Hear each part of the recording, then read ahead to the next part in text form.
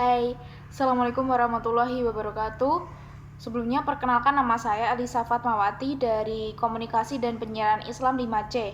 Di sini saya akan menceritakan sedikit mengenai pengalaman saya selama kuliah daring yang pada awalnya dimulai semester 2 sampai sekarang ini semester 5 menjelang UTS.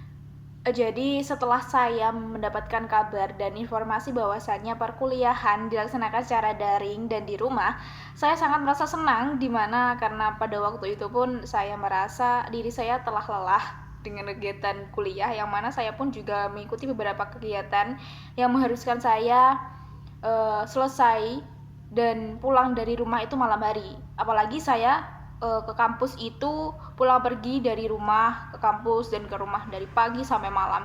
Jadi saya rasa mungkin kuliah secara daring ini akan efektif buat saya dan banyak waktu untuk saya beristirahat dan tidak banyak mengeluarkan aktivitas secara fisik. Dan namun setelah berjalan seiring waktu, saya pun merasakan ekspektasi yang berbeda dari awal saya mendengar informasi tersebut. Jadi realita yang sangat berbeda jauh dari ekspektasi saya, yang mana saya mengalami suka duka yang tidak biasanya, bahkan juga merubah karakter saya sendiri.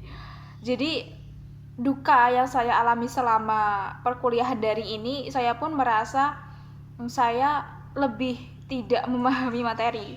Jadi karena kuliah di rumah dan mungkin suasana yang berbeda antara di sekolah, di kampus dan di rumah itu sangat berbeda, dan saya rasa kuliah di rumah ini sangat banyak noise. Bahkan saya pun juga pernah merasa kosong isi di otak saya karena semasa pandemi pun ekonomi keluarga saya juga menurun, jadi mungkin ada beberapa seperti alat maupun buku-buku yang tidak bisa saya beli, dan juga faktor yang dimana saya tidak bisa praktik secara langsung juga.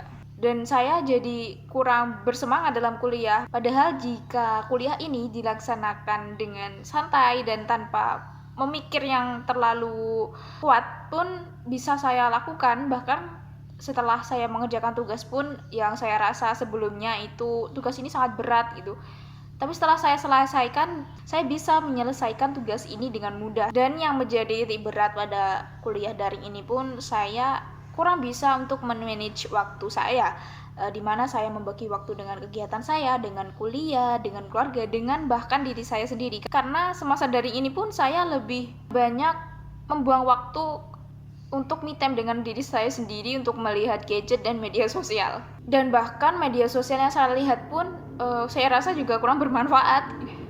Di sisi lain, jika ada duka pasti ada sukanya, walaupun sedikit sih. Jadi suka selama pandemi ini, yang saya rasakan sukanya itu saya tidak harus bergesa-gesa dalam mengikuti perkuliahan. Jadi kan dulu saya harus pulang pergi dari rumah ke kampus dari pagi sampai malam, bahkan saya pun merasa lelah gitu kan. Pagi-pagi harus mandi, terus ada beberapa hal yang saya lakukan di rumah.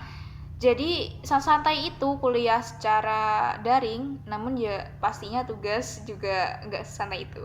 Jadi karena kita pun di rumah, kita jadi sering me time dengan diri sendiri, banyak istirahat, banyak waktu yang bisa kita gunakan di rumah untuk melakukan suatu hal yang bermanfaat. Seperti saya biasanya itu menonton webinar atau diskusi-diskusi secara online gitu. Mungkin gak sering sih, hanya 1 atau 2 kali pasti ada dalam 1 bulan. Dan saya rasa kuliah secara online ini membuat saya menjadi makan lebih teratur, karena kalau semasa kuliah offline pun saya harus membagi keuangan saya, di mana ini untuk kegiatan, ini untuk makan, ini untuk bensin juga. Jadi pengeluaran keluarga pun juga makin hemat. Alhamdulillahnya di rumah saya ada wifi ya. Jadi mungkin apabila ada kesulitan pada saat listrik sedang padam. Jadi saya mungkin keluarannya agak banyak ketika harus membeli paketan dan juga membayar wifi. Tapi saya rasa itu juga nggak terlalu banyak sih pengeluarannya ketimbang di kuliah secara offline. Namun juga saya rasa melihat handphone dan melihat laptop secara lama mungkin juga tidak sehat untuk mata dan otak saya. Jadi seperti itu pengalaman saya secara daring. Dari setiap orang ke orang lain pastinya berbeda pengalamannya. Bahkan juga bisa berbanding terbalik dengan apa yang saya alami sekarang. Semoga kita selalu mendapatkan kesehatan dan juga rahmat dari Allah Subhanahu wa taala. Dan sekian dari saya, apabila ada salah kata saya mohon maaf. Wassalamualaikum warahmatullahi wabarakatuh.